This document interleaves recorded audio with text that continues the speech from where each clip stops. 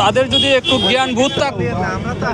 আপনারা তো এখন আসছেন, এটা আমাদের খুবই ভাগ্যবান। আমাদের যে মহিলা বাচ্চারা বসা ছিল ওই গেটে গাড়িটা আটকাইছে, আর নাইলে হুন্ডা 7-8টা হুন্ডা 35-60 মানুষ মরিয়া মেসেকার হয়ে যেত। এই ড্রাইভারটা খেয়ে নিল নে, এই ড্রাইভারটা খেয়ে নিল নে। স্কুল এখনো স্কুল কর্তৃপক্ষ খেয়ে হইয়া স্যারও করলে দেখছেন না ইয়া। এটা অবশ্যই সিটি কর্পোরেশনের দায়িত্ব যে ভালো করে কাজ করলে পারে, তাহলে ভবিষ্যতে এরকম করে মনে হয়। একটা সরকারি স্কুলের সামনে যেহেতু প্রতি বছরই এইবার আমরা আসি একটা দুর্ঘটনার শিকার হয়েছি, পরবর্তীতে আরও গাড়ি আসবে। বইয়ের গাড়ি যেহেতু বিনামূল্যের বই দিতে হয় এখানে, তো গাড়ি আসবেই। তো আমি চাইবো যে যেন সিটি কর্পোরেশন এই কাজটা একটু ভালো করে করে। স্কুল কর্তৃপক্ষ আমরা তো শিক্ষা প্রতিষ্ঠান থেকে একজন বই লইয়া, কিন্তু স্কুলের দায়িত্ব জেলা প্রশাসকে যেহেতু চালায়, স্কুলের তারা আমরাও চাই যে এটা সংস্কার হওয়া দরকার। অবশ্যই স্কুলের কর্তৃপক্ষের দায়ী।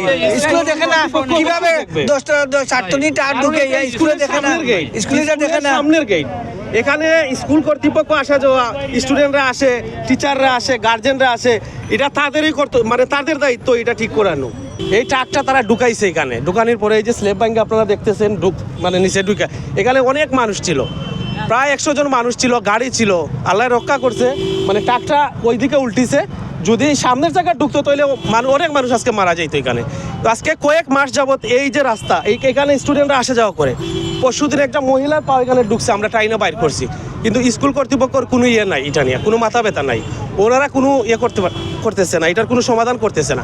শত শত স্টুডেন্ট আসা যাওয়া করতেছে এই রাস্তা দিয়ে, আমরা গার্জেনরা আসতেছি, আমরা রিক্স নিয়ে এই যে দেন গর্তগুলো আপনারা দেখান, ক্যামেরা দিয়ে দেখান একটু, এই যে ক্যামেরা দিয়ে দেখান, এই গর্তগুলো দেখান আপনারা, এই যে দেখেন গর্ত, এটা স্কুলের সামনে। এই যে গর্তগুলা, এই গর্তগুলা প্রতিদিন অ্যাক্সিডেন্ট করতেছে, কিন্তু স্কুল কর্তৃপক্ষের কোনো গুরুত্ব দেয় না, এটা ঠিক করার জন্য কোনো গুরুত্ব দেয় না তারা।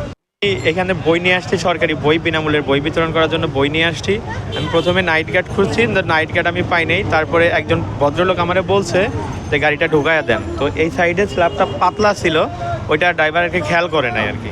আর এই সাইডে একটা মোটর সাইকেল ছিল, সাইকেলটাকে বাঁচানোর জন্যই আর কি এখান থেকে ঢুকাই দেওয়ার কারণে ওই স্ল্যাবটা সরে গেছে, ভাঙে নাই।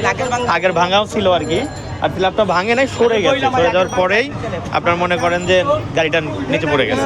এটা অ্যাক্সিডেন্ট হইলে আপনার মনে করেন গাড়ি যখন গেটের ভিতর ঢুকাইছি, ঢুকাইনার পাশে মনে করেন ডেন্ট সালাপ ভাঙ্গা তারপরে গাড়ি এই দুর্ঘটনা করছে।